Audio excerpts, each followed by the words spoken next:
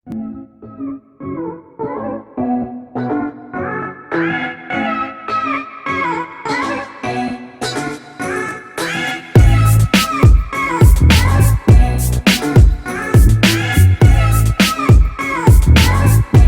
for today's video ay ipapakita ko sa inyo at i-introduce namin sa inyo kung ano ang hydroponic gardening.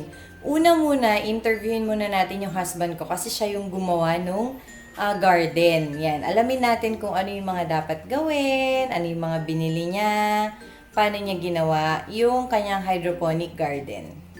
Bakit mo naisipan na gumawa ng hydroponic na garden? Kasi walang lupa. Tsaka mahal ang lupa. Magkano yung lupa? Maliit na sako, 100. Okay. Ang liit-liit nun, mga 2 pot lang ang kaya niyang kargahan. Okay.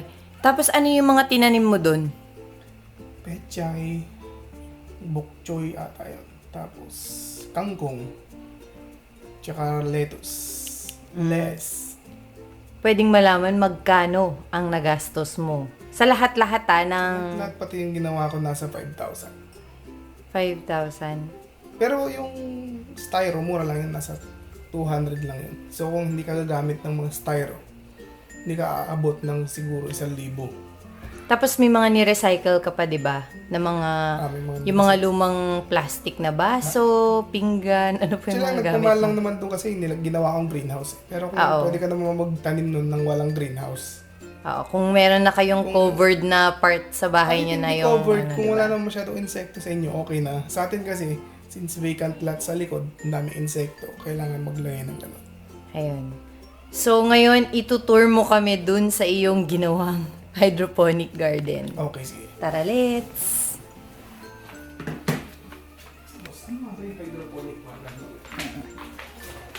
So, dito guys, yung dati naming garden na nasa vlog ko din. So, yan. Yan na yung mga tanim ng aking husband. Labanos. Ay, labanos.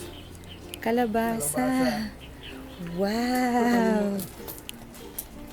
Hindi ko hydroponic. Hindi yan hydroponic. Tanim ko yan. Sili. Sweet basil. Ito, garlic Sili. chives ata tawag dyan. O, sili yan, garlic chives. Tapos, Okay. spinach. Spinach. Ito, kangkong.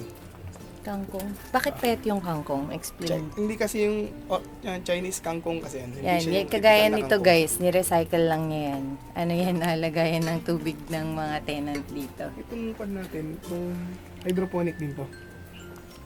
Anong tawag dyan?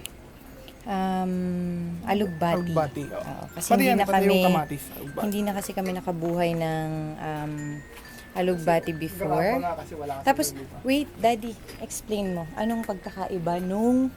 Nakapat lang. Pag nakapat lang, manipis. Hindi siya lumalaki. Oo. Tapos kung napansin nyo guys, dati parang puno na yung yung okra ko before. So check nyo yung Ito, vlog pag ko. naka-hydroponic siya, Ayan mo guys, mataba yung ang pan niya. taba Tapos, nung stem. mamulaklak Tapos, niya. madali siyang mamulaklak. At the same time, hindi siya nagiging parang puno. Yun. Ito dito Chinese broccoli. Tawag dito Chinese broccoli. Matagal siya nung tumubo.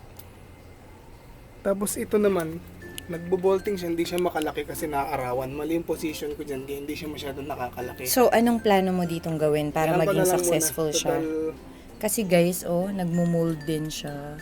Ayan. ito tawag dito, romaine lettuce. Pakita ko. Ano yung first time kong gumawa nito, nakita ko lang online. Yan. Andyan yung roots niya. Tapos tubig lang sa ilalim. Yan. Romaine lettuce yan. Tapos ito naman yung pechay. Yan. Ganun din. See? Wala siyang lupa. STYRO ang ginamit. Tas tubig Foam din. ang ginamit ko. Tapos tubig sa ilalim. So, mayroon ka bang demo material? Like, parang, how did you do it? Ito, tapos Ganyan. ganyan. Ganyan. STYRO cup. Okay. Tapos, lalagyan mo siya ng styrofoam. Tapos, ang ginawa Ano yun? Binili mo yung styro? Oh, yung mga... Saan mo siya nabili? Sa lang, sa palengke lang yung mga pinang-carwash. Okay. Tapos, ito kasi How nag-vlog, much? namatay. Mura lang to yung... Tig 20 nga lang. Pero pag sa Divisoria to, 100. Parang kasang laki na ng foam eh. Tapos yung bubutasan mo lang, direct sowing kasi nilagay ko. So, diniretto ko nang nilagay dyan yung seeds. Tapos, ginanong ko na. Hindi ba siya dapat nilalagay muna somewhere para mag-sprout or what? Kapag i-sproutin mo muna, ito ginagamit ko. Pinapa-sprout ko muna siya. Yan. So, Lagyan did mo you siya buy ng- that one too? Oo. Lagyan mo siya ng tubig. Hanggang dito. Eksaktong lubog lang yung ilalim ng foam. Tsaka mo lalagyan ng foam. Kami lalagay yung foam dito. Yan. So isa-isa na siya. Hindi siya buong foam. Oh, isa-isa na siya para madali na siyang hindi na siyang ipasok dun sa styro cup. Okay. Ayan. Tapos pag medyo lumaki na siya, mga 2 weeks na, pwede mo na ilipat dito, tsaka mo lalagyan. So, ito guys is styro. Styro, ilagyan ko ng ano para hindi mag-leak. Kaya nga. Tapos yung tubig niya, may solution siya. Tawag doon, nutrition solution. Pero okay. madami nila mong iba. So, hindi naman siya pamamahayan ng lamok or Hindi anything? yan kasi nakasil naman siya. So, sinil na. So, magka-harvest tayo. So, naisip din ng asawa ko to kasi since may pandemic ngayon, maganda na mag-harvest kasi sarili mong garden lang. Medyo limited lang yung natatanim kasi nga, limited lang din yung space. Pero madami. Kung personal consumption. Kung okay na. personal consumption lang, pwede na to. Kung may balak kayo magtanim, siguro mas malaki. Ay, magtinda. Mas malaki. Oo, kailangan mas malaki. So, bakit ganyan siya hina-harvest? I mean, like, hindi yung Pwede mo parang... namang i-harvest na gusto mo. Kaya lang, pang personal consumption, bakit ko naman i-harvest lahat? okay. Anin ko, di sinayang ko na. So, Hindi ko naman tutubo siya din siya ulit. Tubol din siya ulit. Tapos, Okay.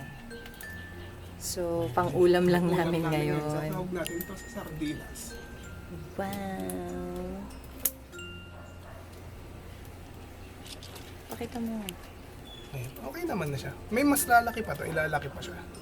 Pero okay. pwede na siyang i-harvest. Pero guys, ang napansin ko sa mga tanim niyang ganito is kapag dyan sa labas kasi yung nagkakaroon ng aphids. Sobrang daming aphids. Kasi yung likod namin kasi ang daming mga puno, parang gubat kasi Kita yung mo, madami kasing aphids. gubat kasi to. Yung likod. Ayan. So gubat kasi siya. Hindi ko makapakita kasi mataas masyado. Pero yan yung paligid namin. Yan. Sobrang daming puno, daming ano to, malunggay. Malunggay siya. Yung mga phone pa may day ko. Ano yung hydroponic gardening? Hydroponic gardening, yung ginagamit, wala yung pagtatanim na hindi mo ginagamitan ng lupa. So, Puro anong tubig ginagamit? lang. Tubig. Tubig lang. Paano kung tubig lang? Wala siyang nutrient solution. Will it work? Pwede naman siguro. Do you think will it work? Pwede naman siguro. Pero depende siguro. Hindi mo kailangan din kasi ng pan eh. Kung walang nutrient solution, meron naman nabibiling parang tinitimpla eh. Powder. Okay. Yung master blend ang tawag doon. May ginagamit din akong master blend, kaya lang pinag-dito. Ito master blend bagay. Hindi siya not sol. Mas mahal kasi ang nutrient solution. Okay, so yung mga etong ginamit niya guys is parang, anong tawag dito daddy? Yung parang sako. Ano ba to? Kulambo. Parang Oo. kulambo. Tapos merong chicken wire sa... Chicken wire tawag dito. Chicken wire. Sa loob. Kasi madami din pusa dito. Madami kasi. ding pusa dito. Tsaka daga. Tsaka daga. So, ayan. Ito guys, amazing. Kasi yung sa akin dati nagpuno na bago nagbunga. Tsaka lilit ng dahon sa'yo. Oo, ang lilit ng dahon. Tapos yellowish pa, no? Tapos ngayon, Ito, natikman na namin to 3 beses na, 2 beses yung bunga niya. So, yan, compare nyo yung stem niya, Yan.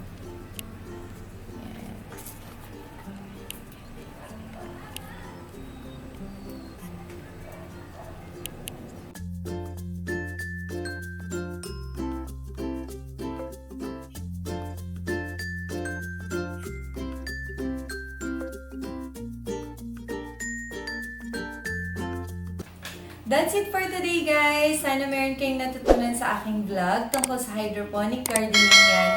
In-introduce namin kung ano ang hydroponic gardening. Pero, It's an effort of my husband actually, hindi ako yung nag-ano doon, siya yung gumawa. So, huwag niyong kakalimutang mag-subscribe sa channel ko at sa channel na rin niya.